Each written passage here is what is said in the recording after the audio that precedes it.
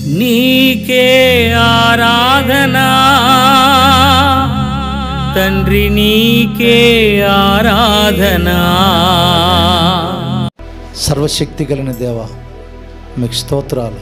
శలరాజుకి ఇచ్చిన మంచి స్వరము కొరకై, గలము కొరకై స్తోత్రాలు. ఈ పాటను దీవించండి.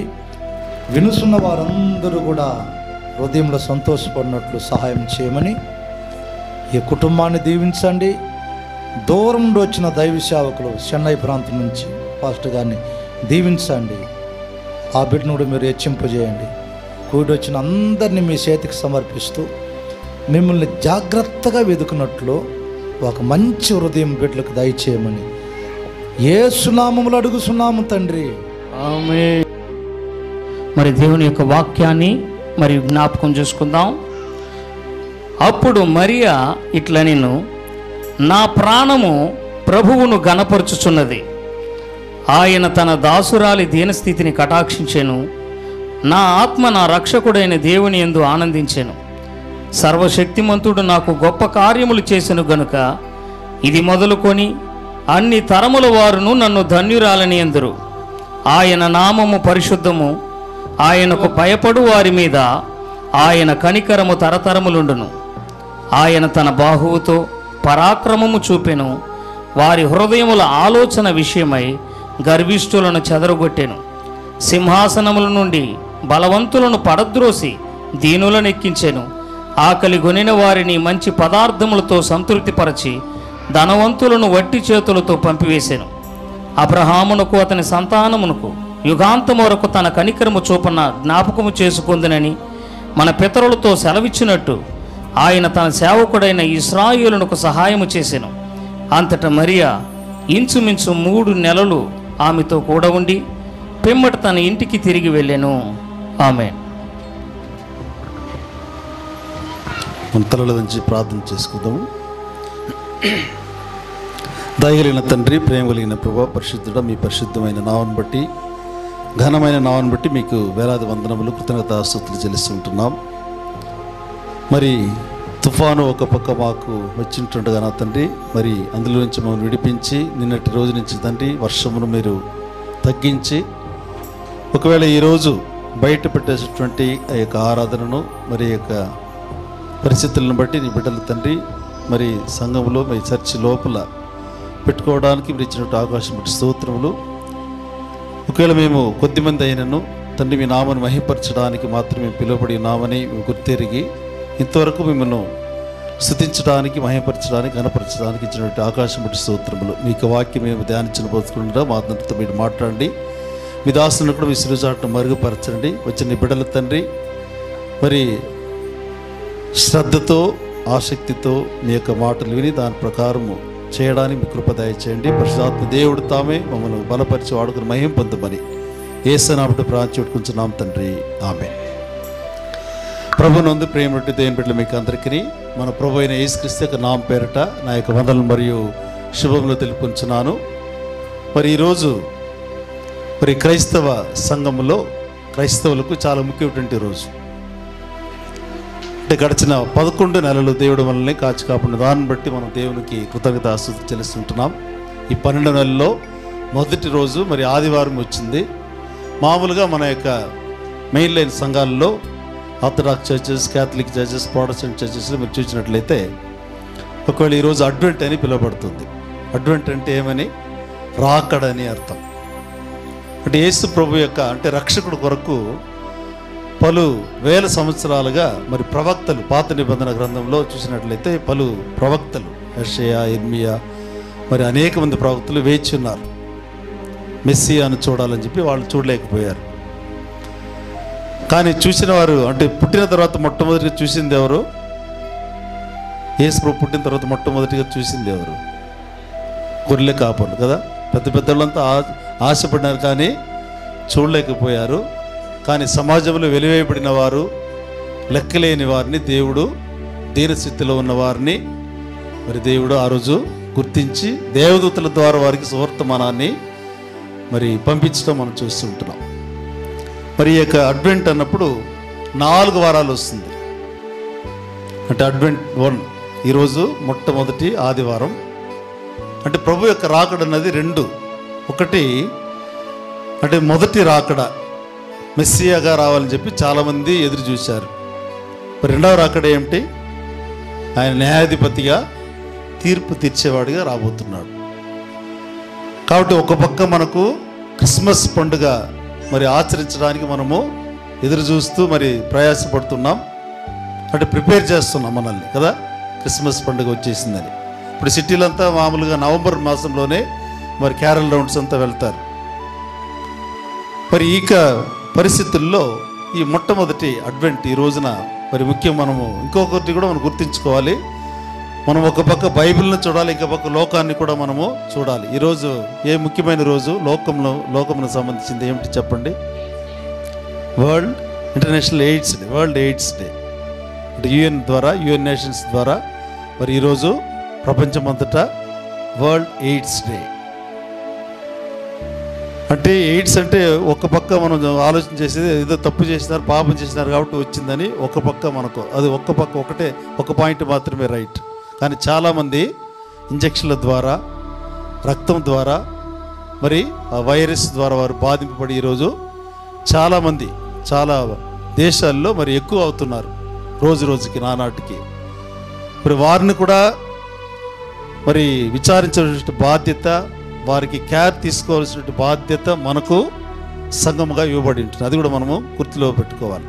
ఒక పక్క సెలబ్రేషన్ అంటే ఈరోజు యాక్చువల్గా థీమ్ చూసినట్లయితే సెలబ్రేటింగ్ ద గుడ్ న్యూస్ అని చెప్పి ఆంగ్లంలో చెప్పబడుతుంది. అంటే సువర్తమానాన్ని సెలబ్రేషన్కి ఏమంటారు తెలుగులో? మంచి మాట చెప్పండి చూస్తాం. సెలబ్రేషన్ లేదు, సెలబ్రేటింగ్ అంటే ఏం చెప్తారు? కొనియాడటమే కదా, కరెక్టేనా? ఓకే. అంటే నాకు తెలిసినంతకు కొనియాడటం అంటే సువర్తమానాన్ని ఎలా కొనియాడటం, ఎలా కొనియాడే పరిస్థితి ఉన్నదా ఈరోజు ప్రపంచంలో? ఒక పక్క యుద్ధాలు, ఇంకొక పక్క అనేక మంది వ్యాధులతో బాధపడుతున్నారు. మరి 2-3 సంవత్సరాల ముందు అంటే 20 నుంచి 22 దాకా అందరూ కూడా కోవిడ్తో బాధపడినారు. కాబట్టి మరి వైరస్ ఏ రూపంలోనో ఒక్కొక్క సంవత్సరం ఏదో ఒకటి వస్తూనే ఉంటున్నది, చాలామంది బాధపడుతున్నారు. మరి ఇలాంటి పరిస్థితుల్లో ఒక పక్క యుద్ధము, ఇంకొక పక్క మరి ఆర్థిక పరిస్థితులు, ఇంకొక పక్క మరి మతపరమైనటువంటి పరిస్థితులు, రాజకీయ పరిస్థితులు సరిగా లేని మరి సందర్భంలో మనం ఎలాగో ఈ యొక్క సువర్తమానాన్ని కొనియాడగలుగుతాం, సంతోషంగా ఉండగలుగుతామా? అంటే మన ఇంట్లో ఒకరికి ఒళ్ళు బాగాలేదంటే ఏమవుతుంది? ఒకరికి వద్దు, చిన్న బిడ్డ మన యొక్క పిల్లలకి ఒళ్ళు బాగాలేకపోతే ఎట్లా అయిపోతుంది? తల్లిదండ్రులు అందరూ హోల్ ఫ్యామిలీ ఏమైపోతుంది? అలానే కృంగిపోతారు కదా. ఆ సంతోషం అనేది పోతుంది. అలాంటి మైండ్తో మనము ఈరోజు ఈ యొక్క సువర్తమానాన్ని ఎలా మరి ఇక్కడ మనం చదివినట్టు వాక్య భాగం చూసినట్లయితే ఎలిజబెత్ ఒక పక్క ఉంది, ఎలిజబెత్ జకరియా, ఇంకొక పక్క మరియా యోసేపు. మరి వీరిద్దరూ కలిసి ఉన్నటువంటి ఒక దినమే ఈరోజు. అంటే మనం వాళ్ళని గుర్తు చేసుకొని వాళ్ళిద్దరు కూడా కలుసుకొని దేవుని నామాన్ని, దేవుని యొక్క సువర్తమానాన్ని వాళ్ళు ఏం చేస్తున్నారు? వాళ్ళు పంచుకున్నారనమాట. కాకపోతే ఒక 6 నెలలకు ముందు జకరియా వచ్చి యాజక ధర్మాన్ని నెరవేర్చేవాడు. జకరియా యాజక ధర్మం అంటే యాజకుడు, అంటే మాలాంటి డ్రెస్ వేసుకుంటారు, ఇది బైబిల్ నుంచి వచ్చిన డ్రెస్ ఇది. కాబట్టి యాజక ధర్మాన్ని ఆయన నెరవేరుస్తుంటున్నాడు. దాదాపు 2000 దాకా ఉంటారంట యాజకులు యెరూషలేము దేవాలయంలో. మరి వారికి వంతు చొప్పున వారు సీట్లు వేసి ఏం చేస్తారు? తీసుకుంటారు. అలాగూ వేసినప్పుడు 40 సంవత్సరాలకు ఒకసారి ఈ యొక్క ధూపం వేయటం. కొన్ని ఆర్థడాక్స్ చర్చెస్లో సాంబ్రాణి ధూపం వేస్తారు, చూసి ఉంటారు మీరు. అది పాత నిబంధన కాలం నుంచి వచ్చినటువంటి ఒక క్రమం, ఒక ట్రెడిషన్, కల్చర్. ఆ విధంగా జకర్యాకు 40 సంవత్సరాల తర్వాత, అంటే ఒక యాజకుడు ధూపం వేయటానికి, యాజకుడుగా ఉన్నా కూడా ధూపం వేయటానికి ఆయనకి ఎప్పుడు వస్తుంది అవకాశము? 40 సంవత్సరాలకు ఒకసారి. అంతవరకు ఆయన ఉండాలి కదా. కాబట్టి దేవుడు మరి వృద్ధాప్యం అయిపోయింది, ఇంకా మీద బిడ్డలు అనేవాళ్ళు వాళ్ళకి లేరు, నో హోప్ అన్నమాట, నమ్మకం లేని పరిస్థితులు. కానీ వాళ్ళు బాధపడలేదు. కానీ ఆయన మాత్రము వాళ్ళు యాజక కుటుంబం నుంచి, అహరోను యొక్క వంశావళి కాబట్టి వాళ్ళిద్దరు కూడా యాజక కుటుంబానికి సంబంధించిన వాళ్ళు. మరి వారిద్దరు కూడా దేవునికి సేవ చేస్తున్నారు. ఆయన మాత్రం ఆయన సేవ మరి ఆలయంలో చేసినటువంటి బాధ్యతలు ఆయన చేస్తూనే ఉంటున్నాడు మంచిగా. ఎలాంటి అంటే కోపమో లేకపోతే ఆయనకి ఎలాంటి మరి దేవుని మీద ఎలాంటి ఒకవేళ కోపం లేకుండా, ద్వేషం లేకుండా, కలహం లేకుండా ఆయన చేస్తూ ఉంటున్నాడు. మరి గబ్రియేలు దేవదూత వచ్చినప్పుడు మరి మరి దేవుడు తన యొక్క ప్రార్థనని విని నీ యొక్క సతీమణి భార్య ఎలిజబెత్ ఏం చేస్తుంది, వృద్ధాప్యంలో నీకు కుమారుని కంటుంది, ఆయనకి యోహానని పేరు పెట్టాలని చెప్పింది. మరి ఇది నమ్మేదానికి అవకాశం ఉంది అందులో? అంటే మెడికల్గా, సైంటిఫిక్గా ఆమెకి ఇక మీద బిడ్డ పుట్టే అవకాశమే లేదు. No hope at all. అలాంటి పరిస్థితుల్లో మరి గాబ్రియేలు మరి సమాజంలో మరి ఆ యొక్క సంఘములో యెరూషలేము దేవాలయంలో మరి ఆల్టర్ దగ్గర చెప్పినప్పుడు ఆయన నమ్మలేదు. కాబట్టి ఏమైంది అంటే అది ఖచ్చితంగా మానవాళిగా మనం ఆలోచించినట్లయితే మనము నమ్మలేము. వృద్ధాప్యంలో ఎలా బిడ్డలు పుడతారండి? ఇంత సైంటిఫిక్ మనకు ఎన్నో హాస్పిటల్ ఉన్నాయి కానీ ఎవరు ప్రూవ్ చేయలేరు. మరి దేవునికి సమస్తమును సాధ్యం అన్నది మరి ఇక్కడ రుజువైంది. కాబట్టి ఆయనక నోరు మోయబడింది. బయట వచ్చినప్పుడు మూగవాడిగా వచ్చాడు. ఎందుకంటే ఆయన నమ్మలేదు, న్యాచురల్గా నమ్మలేరు. ఎలిజబెత్కు నమ్మలేదు.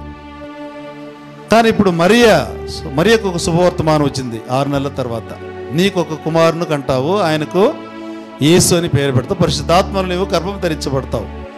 ఆమెకు సంతోషంగా ఉన్నదా? అంటే ఈ సమాజం నాకు ఆల్రెడీ ఎంగేజ్మెంట్ అయిపోయింది, ఈ సమాజం ఎలా చూస్తుంది, నా యొక్క కాబోయేటువంటి భర్త ఎలా చూస్తాడు, మరి నా యొక్క కుటుంబీకులు ఎలా చూస్తారు? మరి సువర్తమానాన్ని ఎక్కడ మనం సంతోషం కొనియాడేది? మామూలుగా మనం న్యాచురల్గా ఆలోచిస్తే ఇది అసాధ్యం, మన వల్ల కాదు. ఇలాంటి పరిస్థితుల్లో మరి గబ్రియేలు దేవదూత మరి మరియమ్మకు చెప్పింది, మరియా నీ యొక్క బంధువురాలు ఎలిజబెత్కి వచ్చి ఇది 6వ మాసము. అప్పుడు ఆమె కొంచెం ధైర్యం వచ్చింది.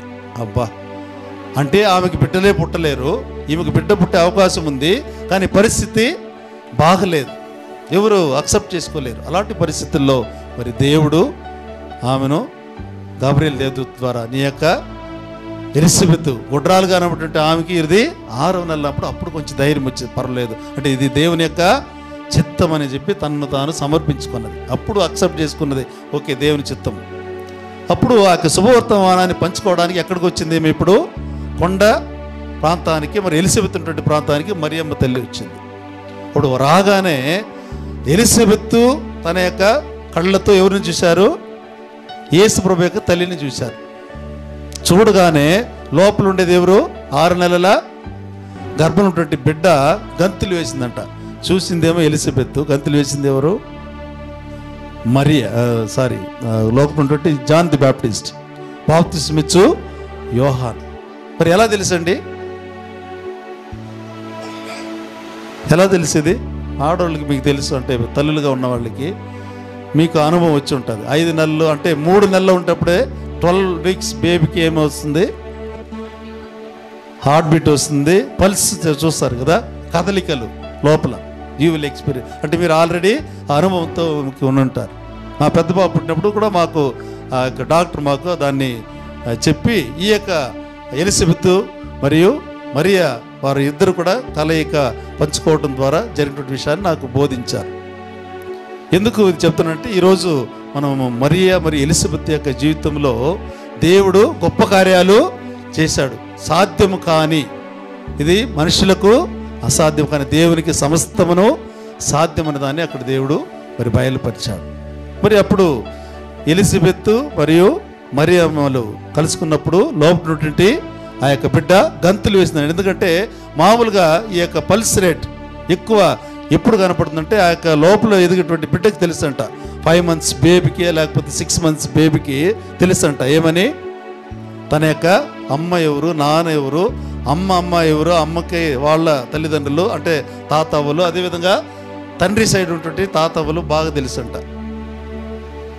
కాబట్టి మనకు సమయం లేదు కాబట్టి నేను ఎక్కువ చెప్పదలుచుకోలేదు.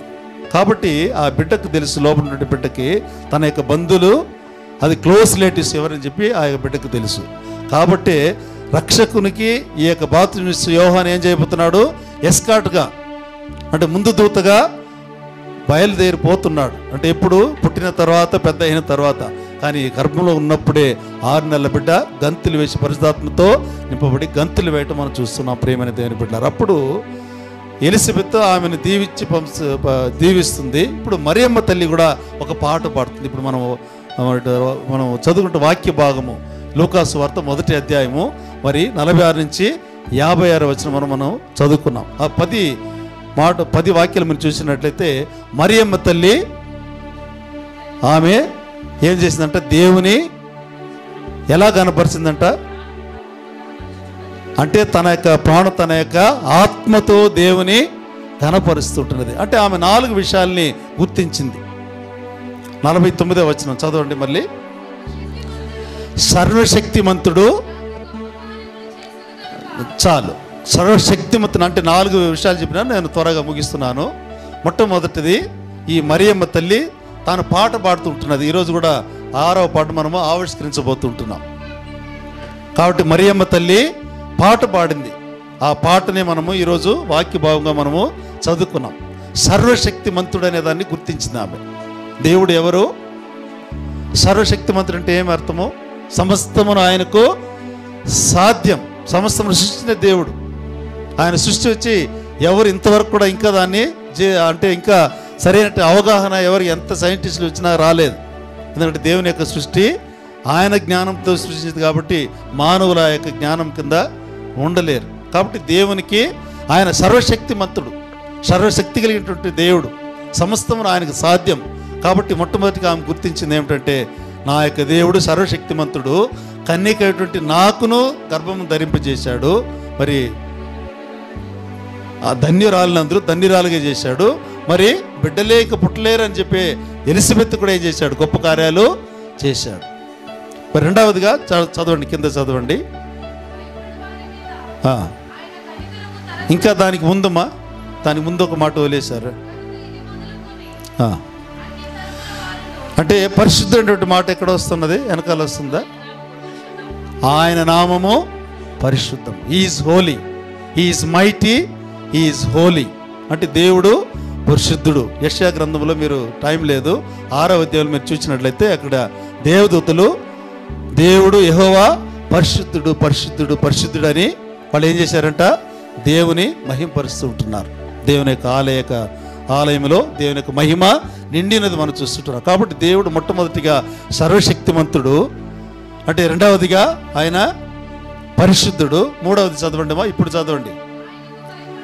ఆయనకు భయపడే వారి మీద ఆయన కనికరము తరతరములకు ఉన్న, అంటే దేవుడు కనికరము గల దేవుడు. God is merciful, God is mighty, God is holy, God is merciful అని కనికరం గల. అంటే కనికరము ఎలా వస్తుంది అంటే మన మీద ఇవ్వాలా? దానికి కృప, కనికరము, దయ అంటామే, జాలి.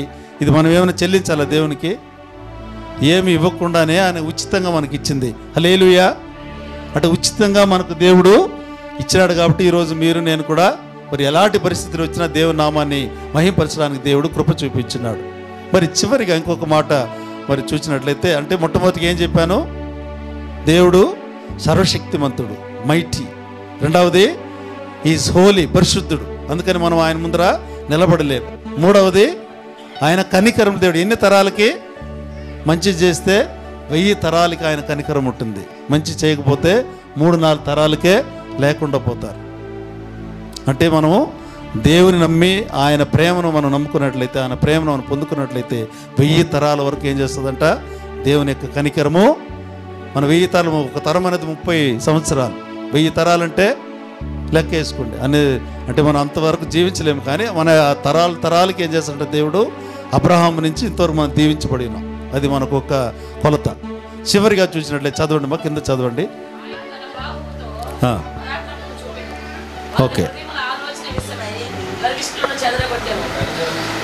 లేదు చదవండి, అది కిందనే. రైట్.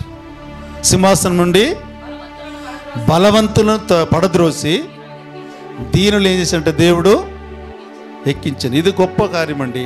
అంటే మీరు నేను ధనవంతులు కాదు, పరాక్రమశాలులు కాదు, కానీ మనం దీనస్థితి నుంచి దేవుడు మళ్ళీ చేశాడంట హెచ్చిస్తూ ఉంటున్నాడు. ఇదే దేవుని సర్వశక్తిమంతుడు అన్నదానికి దీనురాలుగా ఉన్నటువంటి మరియమ్మ తల్లికి ఇదే జరిగింది. ఎలిజబెత్ వాళ్ళంతా ఇజ్రాయేల్ యొక్క రక్షణ కొరకు ఎదురు చూస్తున్నవారు, ప్రార్థన చేస్తుంటున్నారు. కాబట్టి ప్రేమైన దేవుని బిడ్డలారా, మరి మన యొక్క దేవుడు ఎలాంటి వాడు? సర్వశక్తిమంతుడు. ఈ జీవితంలో కూడా సర్వశక్తి కలిగిన దేవుడు ఏదైనా చేయగలడు. కానీ నువ్వు నమ్మాలి, నీవు సమర్పించుకోవాలి. అంటే ఈ యొక్క అడ్వెంట్ అనేది దేవుని యొక్క రాకడ కొరకు ఎదురు చూస్తున్న మనము మనల్ని సంపూర్తిగా ఏం చేయాలి? దేవునికి సమర్పించుకోవాలి. హంబుల్ అవర్-సెల్వ్స్, మనల్ని మనము తగ్గించుకోవాలి. తగ్గించుకునేటప్పుడు దేవుని చేసేట మనల్ని ఉన్నత స్థాయిలో ఉంచుతాడంట. కాబట్టి ప్రియమైన దేవుని బిడ్డలారా, మరి ఈ సమయాన్ని మరి లేదు కాబట్టి నేను క్లుప్తంగా ముగించుకోదలుచుకుంటున్నాను. కాబట్టి ఈ మరియమ్మ తల్లి పాడిన పాటలో చాలా విషయాలు ఉన్నాయి. అందులో 3-4 ముఖ్యమైన విషయాలు ఏమిటి? దేవుడు సర్వశక్తిమంతుడు, నీ యొక్క జీవితంలో సర్వశక్తిమంతుడుగా ఉండాలని కోరుకోవాలి. రెండవదిగా ఆయన పరిశుద్ధుడు. మనం కూడా అందుకనే మన దేవుడు పరిశుద్ధుడు కాబట్టి మనం ఎంత వీలైనంత వరకు పరిశుద్ధంగా ఉండాలని చెప్పి మనము దేవుని ప్రార్థన చేస్తూ ఉంటున్నాం. మూడవదిగా ఆయన కనికరం గల దేవుడు, తరతరాలు కనికరం చూపించే దేవుడు. కాబట్టి మీరు నేను జీవిస్తున్నాం, లేకపోతే మనము ఇక్కడ జీవించలేము. చివరిగా ఆయన దీనులను తను తాను తగ్గించుకొని దేవుడు చేశారంట, ఉన్నత స్థలాల్లో ఉంచే దేవుడు. కాబట్టి మనము ఎంతటి వారమైనా మనము దేవుని ముందట ఏం చేయాలి? సాగిలపడి మనల్ని తగ్గించుకోవాలి. ఈ యొక్క క్రిస్మస్ సీజన్, ఈ యొక్క రెండవ రాకడ అన్నప్పుడు మనల్ని తగ్గించుకున్నటువంటి యేసు ప్రభు కూడా తను తాను దేవుడే తగ్గించుకున్నాడండి. అంటే ఈ సువర్తమానం ఎవరు? గుడ్ న్యూస్ ఎవరు? యేసు ప్రభువే. అంటే వాక్యం ఉన్నటువంటి దేవుడు శరీరధారి అయి మన మధ్య జీవించడానికి 2000 సంవత్సరాల పూర్వమే మరియమ్మ తల్లి ద్వారా ఆయన ఈ లోకములకు రక్షకుడుగా వచ్చాడు. కాబట్టి ఆ యొక్క రక్షకుని యొక్క మరి రాకడ వరకు ఎదురు చూస్తుంటూ మనం ఒకటి క్రిస్మస్ని సెలబ్రేట్ చేసేదానికి మనం తయారు చేసుకుంటుంటున్నాం, ప్రిపేరింగ్ అవర్ సెల్వ్స్. రెండవదిగా ప్రభు యొక్క రాకడ కొరకు కూడా, మరి ప్రభు యొక్క రాకడ మనం నిలబడలేము ఆయన ముందర కదా, అంతటి వారు మనం కాము. కాకపోతే దేవుడు ఎప్పుడు వస్తాడు రాని, కానీ మనం చేయవలసిన చాలా కార్యక్రమాలు చాలా ఉన్నాయి. వాటిని మనం ఈ లోకంలో అనేక మందికి చేసి మరి దేవుని యొక్క నామాన్ని మహింపరచలాగిన దేవుడు మనకు కృప చూపించును గాక. ఆమేన్. మరి ఈ యొక్క సమయంలో మనం ప్రార్థన చేసి ఈ యొక్క 6వ పాట, మరి మరియమ్మ తల్లి ఈరోజు మనకు తన యొక్క పాటలో అనేక గొప్ప కార్యాలు మనకు బయలుపరిచుంటుంది. కాబట్టి ఈ యొక్క 6వ పాట ద్వారా కూడా నా మహింపరచబడని చెప్పి మనం ప్రార్థన చేసి ఈ యొక్క మరి 6వ పాట మనము యూట్యూబ్లో లాంచ్ చేయడానికి మనమందరం కూడా ప్రార్థించుకుందాం. దయగలిగిన తండ్రి, ప్రేమ కలిగిన ప్రభువా, మరి మరియమ్మ తల్లి ఎలిజబెత్ యొక్క వారు సంధించటం ద్వారా మీ యొక్క రాజ్యమును కట్టడంలో వారిద్దరు కూడా కలుసుకుని తండ్రి సమర్పించుకున్నారు. తగ్గి దీనురాలుగా ఉంటున్నారు కాబట్టి ధన్యురాలుగా మీరు చేశారు. కాబట్టి మమ్మల్ని కూడా ఎక్కడో ఉంటే మమ్మల్ని మరి ప్రభువా లేమిలో కనివెలుంటే మమ్మల్ని తండ్రి మీరు మీ యొక్క నామం ద్వారా పిలిచి ఏర్పరచుకొని మీ సేవ చేయడానికి మరి తమ్ముడిని మరి కుటుంబాన్ని మీరు దీవించిన విధానం బట్టి స్తోత్రములు, వచ్చిన సేవకులను బట్టి స్తోత్రములు. మరి యొక్క సమయంలో మీ యొక్క నామములో మేము ఆవిష్కరిస్తున్నటువంటి యొక్క పాటను మీరే దీవించి అనేక వినేటువంటి ప్రతి ఒక్క హృదయంలో క్రియ జరిగించమని నీ నామమును మహింపరచుకొని కూడా ప్రార్థిస్తుంటున్నాం.